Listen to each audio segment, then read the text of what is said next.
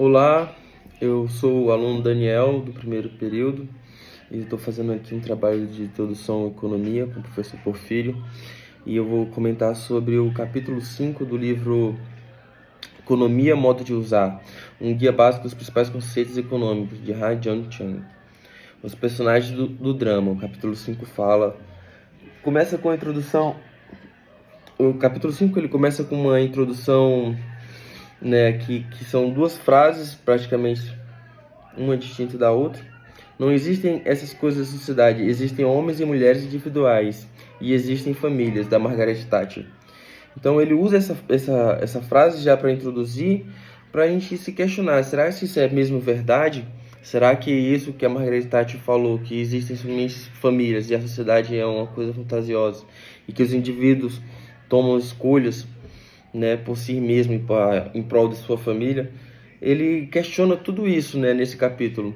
Ele fala simplesmente sobre essa questão dos individualistas, que eles trazem como se fosse uma verdade, né, que as pessoas tomam as melhores escolhas e que elas têm as ferramentas e tudo é perfeito para elas agirem e tomarem decisões perfeitas para terem um bem-estar social através dessas escolhas. Então, isso não é verdade. De acordo com o autor, ele traz vários argumentos onde isso cai por água, né? Então ele vai listando várias coisas que já mudaram desde que esse conceito neoclássico das melhores escolhas foi criado, né? Como muitas das escolhas que a gente vê que são tomadas no mercado são feitas por grandes empresas, conglomerados, e ele vai citando tudo isso no capítulo. E aqui eu estou introduzindo, só fazendo um resumo do que ele vai abordar, né? E aí eu vou passar aqui tópico por tópico, você tentar ser o mais breve possível, porque o tempo é curto e o capítulo é longo. Os indivíduos como heróis e heroínas, né? A visão individualista da economia. Então ele coloca essa questão, né, que eu acabei de citar, sobre os indivíduos como heróis e heroínas, como seres capazes e perfeitos de tomar as melhores escolhas e as melhores decisões a todo momento. E aí, vou passar aqui. E aí ele explana toda a introdução. E aí ele vem para o segundo tópico, as organizações como as verdadeiras heroínas, a realidade da tomada de decisões econômicas. E aí nesses tópicos ele vai entrando no mercado das grandes corporações e como é feita as escolhas, as decisões entre o mundo dos acionistas e dos gerenciadores dessas grandes empresas, né? As corporações e não indivíduos são os mais importantes tomadores de decisões econômicas. Esse é o terceiro tópico, que ele é o subtópico das organizações como as verdadeiras heroínas, né? E eles falam dos produtores mais importantes de hoje são as grandes empresas, que empregam centenas de milhares de trabalhadores e mesmo milhões em dezenas de países. As 200 maiores empresas produzem em conjunto cerca de 10% total da produção mundial. Estima-se de que 30 a 50% do comércio internacional de bens manufaturados é, na verdade, comércio intrafirma, ou seja, transferência de insumos e produtos dentro das mesmas empresas multinacionais. Então, aqui ele vai entrando no assunto das grandes empresas que ditam os preços e ditam todo o mercado, porque elas estão fazendo transações enormes entre elas mesmas. Então essas escolhas são tomadas dentro dela, não depende da sociedade, não depende do comércio, não depende da oferta. Então é empresas que estão ali tomando escolhas fora do mercado, mas dentro ao mesmo tempo, né?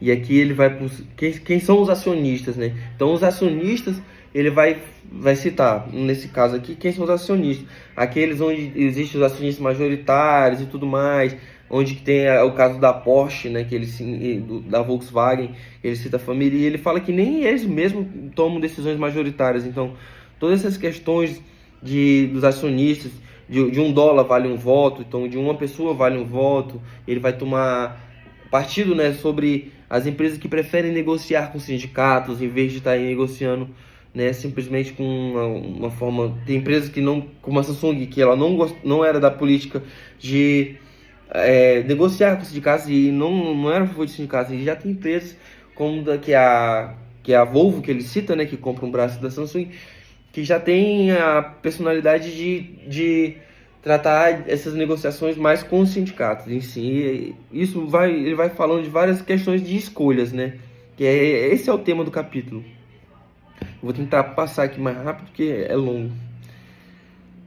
E vamos lá. Aí o terceiro tópico, cooperativas como forma alternativa de propriedade e gestão empresarial.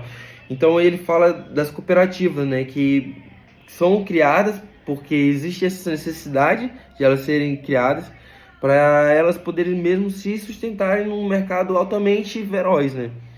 Porque começa com os produtores, né, que ali vão guardar o seu dinheiro para poder ter melhores condições e poder se sustentar e se reestruturar, né? Então, ele começa a tratar as cooperativas como uma alternativa que é eficiente e que ajuda muita gente através desse sistema onde eles valorizam a pessoa e o voto, não a quantidade de acionistas e tudo mais.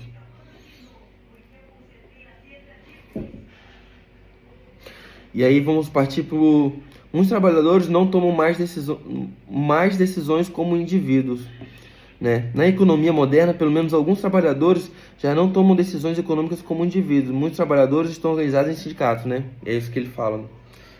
Acabei resumindo antes. Alguns sindicatos até desempenham um papel na formação de políticas nacionais. Então ele fala da participação dos sindicatos, né, no desenvolvimento das políticas nacionais, onde os sindicatos eles têm um poder de fala e um poder de ação, né? O governo é o ator econômico mais importante. Aí ele começa a tratar como o governo essencialmente é o detentor da maioria dos empregos e o governo é quem dita as escolhas, né? O que vai ser feito nesse grande mercado que, na verdade, não é tomado só por empresas, mas sim pelo governo em si, né? Como o governo toma suas decisões, concessões e lobby, né? Então aí ele trata de como é feita o jogo de escolhas entre o governo e as empresas para eles poderem ter um maior êxito no que eles querem alcançar, né? Então os interesses das empresas e o interesse do governo. E para resumir, assim, eu vou logo direto porque já está terminando o meu tempo, 8 minutos. Eu vou para as considerações finais, né?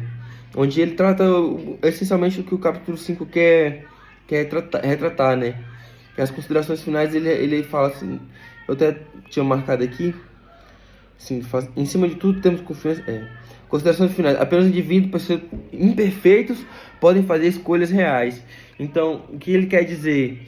Que através de a gente considerar que as pessoas são imperfeitas e que as pessoas acabam voltando atrás, por exemplo, no que ele fala da dieta, né, que a pessoa ela quer comer e depois não quer, então que os gregos já tratavam dessa questão filosófica, né, de que a gente às vezes quer uma coisa e depois muda de opinião e cede, né, para pressão externa.